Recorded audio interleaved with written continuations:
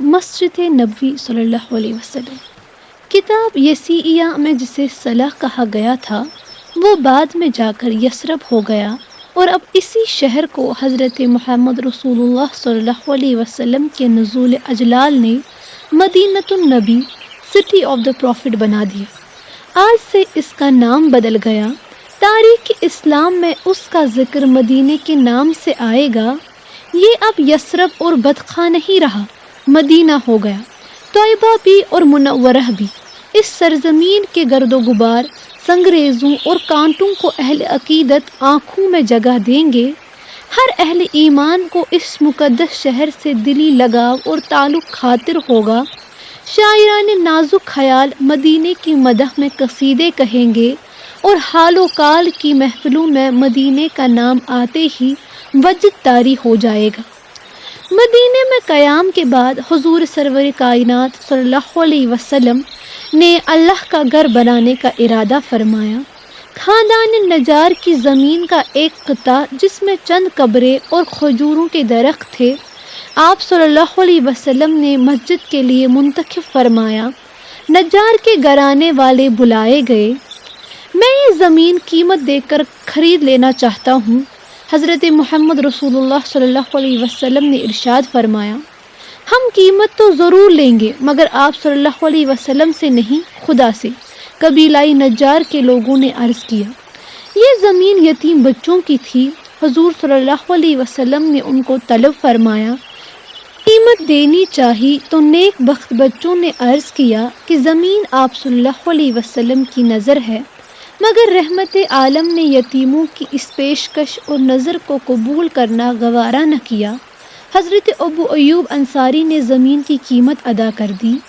پہلے اس زمین پر بنی ہوئی قبریں اکھڑوا کر فرش کو ہموار بنایا گیا۔ یہ کام ہو گیا تو تعمیر کا آغاز ہوا۔ انصار اور مہاجرین نے مل جل کر مسجد بنانی شروع کی۔ کوئی زمین کھودتا، کوئی پتھر لاتا، کوئی گارا بناتا۔ انتہائی شوق و احترام کے ساتھ تعمیر ہونے لگی۔ ہر شخص اپنا فرض سمجھ کر اس کام کو کر رہا تھا۔ انہی کے ساتھ حضرت محمد رسول اللہ صلی اللہ علیہ وسلم بھی عام مزدوروں کے لباس میں صحابہ رضی اللہ تعالی عنہ کا ہاتھ بٹا رہے تھے۔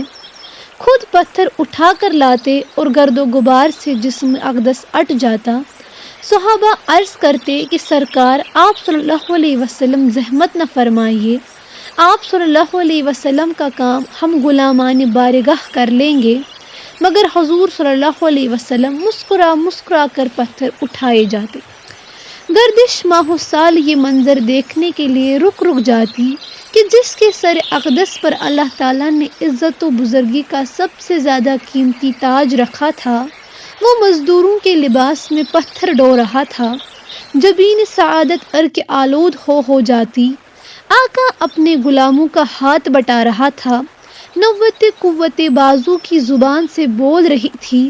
دیکھنے میں یہ ایک مسجد کی تعمیر تھی، مگر حقیقت میں یہ ایک درس تھا، جہاں بانو، فرما رواؤں، کشور کشاؤں اور حاکموں کے لیے کہ حکومت اور دولت کے نشے میں آپے سے باہر نہ ہو جانا۔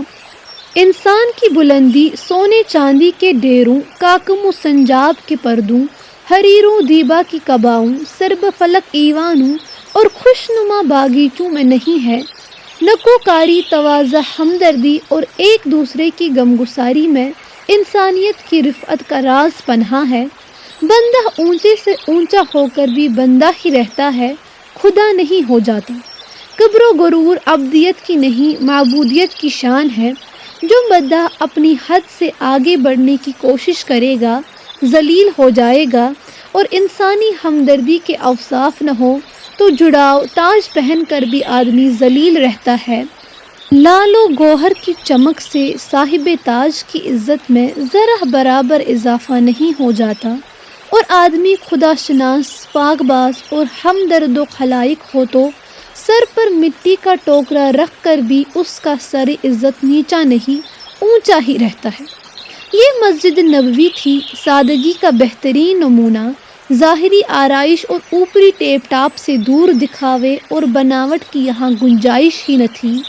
نہ تراشیدہ پتھروں کی دیواریں، کھجور کے ستون اور اس کے پتوں کی چھت، فرش پر سنگریز بچھے ہوئے، مگر مسجد جن سجدوں سے معمور تھی ان کی رفت کا اندازہ قدسیوں کا خلوص عبادت اور صد کی تحلیل بھی نہیں کر سکتا۔ حضرت محمد رسول اللہ صلی اللہ علیہ وسلم جہاں قدم رکھ دے تو صالحہ سجدہ صاحب نظرہ خواہد بود، پھر اس جگہ تو حضور صلی اللہ علیہ وسلم کی پیشانی مبارک کے نشان پائے جاتے تھے۔ یہاں کی بلندی کا کیا پوچھنا، عرش جھک جھک جاتا ہوگا جب محمد رسول اللہ صلی اللہ علیہ وسلم کی جبین پر نور فرش زمین پر سجدے میں ہوگی۔